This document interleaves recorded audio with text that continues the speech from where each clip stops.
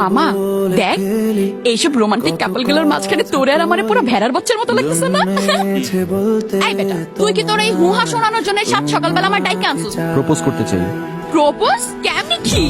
মানে কারে?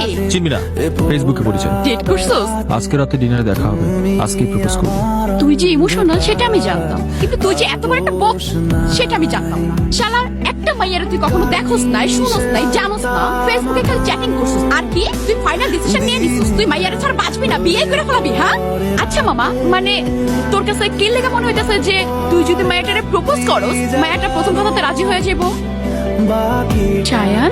Yes yes, আমি জানতাম। সুন্দর তো? আপনি গাধা নাকি? এখন বলে দিতে হবে? দে, পড়াই দে। আমাদের মধ্যে সবসময় ফ্রেন্ড, বেস্টি, বাড়ির সম্পর্ক ছিল, কিন্তু ভালো করে জানতাম যে তুই আমাকে অনেক ভালোবাসিস। আর আমি তোকে যখন ফার্স্ট ক্যাম্পাসে দেখি তখনই তোর প্রেমে লাড্ডু হয়ে গেছি। আচ্ছা, তোর এখনো দৌড়ানোর মতো সেই ফিটনেস আছে তো? অফকোর্স আছে। 1 2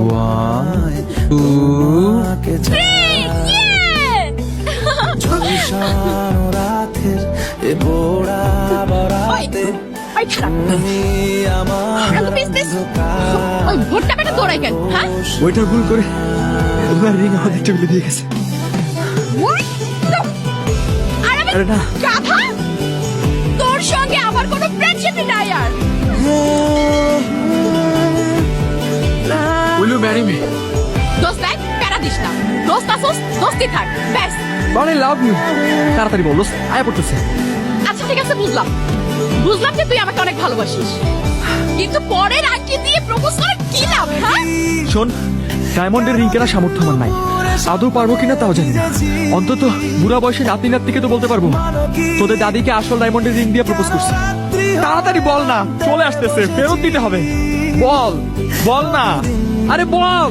yes yes yes, I will. এই খারা, ওই তুই খারা।